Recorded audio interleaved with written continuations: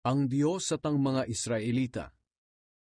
Ngayon, ako na mananampalataya ni Kristo ay may sasabihin sa inyo. Totoo ito at hindi ako nagsisinungaling.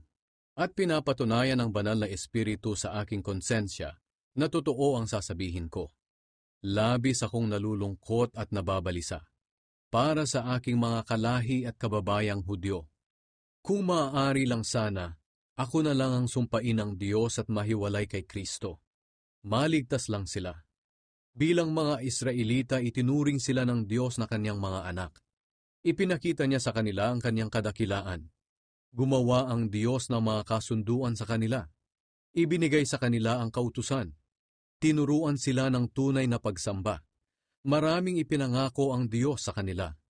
Ang kanilang mga ninuno'y mga pinili ng Diyos, at nagmula sa kanilang lahi si Kristo nang siya'y maging tao. Ang Diyos na makapangyarihan sa lahat, na dapat purihin magpakailanman. Amen. Hindi ito nangangahulugan na hindi natupad ang mga pangako ng Diyos, dahil hindi sila sumampalataya. Sapagkat hindi naman lahat ng nagmula kay Israel ay maituturing na pinili ng Diyos, at hindi rin naman lahat ng nagmula kay Abraham ay maituturing na mga anak ni Abraham. Sapagkat sinabi ng Diyos kay Abraham, ang mga anak lang na nagmumula kay Isaac ang mga lahi na aking ipinangako. Ang ibig sabihin, hindi lahat ng anak ni Abraham ay itinuturing na anak ng Diyos, kundi ang mga anak lamang na ipinanganak ayon sa ipinangako. Sapagkat ganito ang ipinangako ng Diyos sa kanya, babalik ako rito sa ganito ring panahon sa susunod na taon, at magkakaroon ng anak na lalaki si Sarah. Hindi lang iyon, kundi nangyari rin ang ganoon sa dalawang anak ni Rebecca sa ating ninunong si Isaac. Ipinakita rin ng Diyos na hindi lahat ng nagmula kay Abraham ay itinuturing na mga anak niya. Bago pa man ipanganak ang kambal, sinabi na ng Diyos kay Rebecca, maglilingkod ang nakatatanda sa nakababatang kapatid. Sinabi ito ng Diyos noong wala pa silang nagagawang mabuti o masama, para patunayan na ang pagpili niya ay batay sa sarili niyang pasya at hindi sa mabubuting gawa ng tao. Gaya nga ng sinabi ng Diyos sa kasulatan, minamahal ko si Jacob, pero si Esau ay hindi. Baka naman sabihin ng iba na hindi makatarungan ng Diyos. Aba hindi, sapagkat sinabi niya kay Moises, mahahabag ako sa gusto kong kahabagan, maaawa ako sa gusto kong kaawaan. Kung ganoon, ang pagpili ng Diyos ay hindi batay sa kagustuhan ng tao o sa paggawa niya ng mabuti, kundi sa awa ng Diyos. Sapagkat ayon sa kasulatan, sinabi ng Diyos sa Faraon, pinayagan kitang mabuhay dahil dito, para maipakita ko ang kapangyarihan ko sa pamamagitan mo, at makilala ang pangalan ko sa buong mundo. Kaya nga, kinaaawaan ng Diyos ang ibig niyang kaawaan, at pinatitigas niya ang ulo ng ibig niyang patigasin. Ang galit at awa ng Diyos. Maaaring may magsabi sa akin, kung ganoon, bakit pa niya pinapanagot ang mga tao sa kanilang mga kasalanan? At sino ang makakasalungat sa kanyang kalooban? Pero sino ka para magreklamo sa Diyos ng ganyan? Tayo'y mga nilikha lang ng Diyos, kaya hindi tayo makakapagreklamo kung bakit niya tayo ginawang ganito. Tulad sa isang gumagawa ng palayok, may karapatan siyang gawin ang putik ayon sa gusto niya.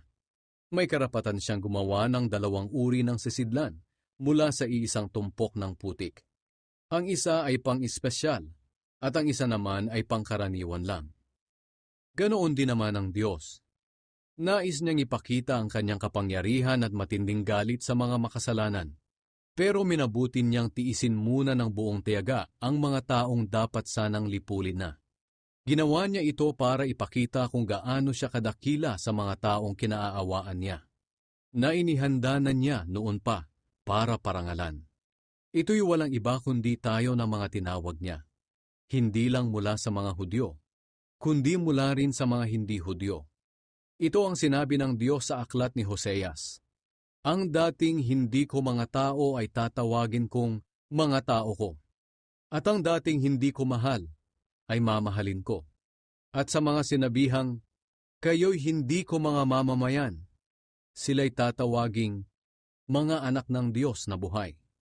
Tungkol naman sa mga Israelita, sinabi ni Propeta Isaias, kahit na maging kasindami pa ng buhangin sa tabing dagat ang lahi ni Israel, kakaunti lang sa kanila ang maliligtas. Dahil mabilis at matindi ang gagawing paghatol ng Panginoon sa mga tao sa mundo. Sinabi rin ni Isaias, kung ang Panginoong makapangyarihan ay walang itinira sa ating lahi, natulad na sana tayo sa Sodom at Gomora. Ang Israel at ang magandang balita. Ano ngayon ang masasabi natin tungkol dito? Ang mga hindi Hudyo na hindi nagsikap na maging matuwid ay itinuring ng Diyos na matuwid nang dahil sa kanilang pananampalataya. Pero ang mga Hudyo na nagsikap na maituring na matuwid sa pamamagitan ng pagsunod nila sa kautusan ay nabigo. Bakit sila nabigo?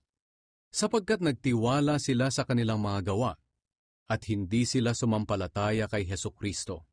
Natisod sila sa batong nakakatisod.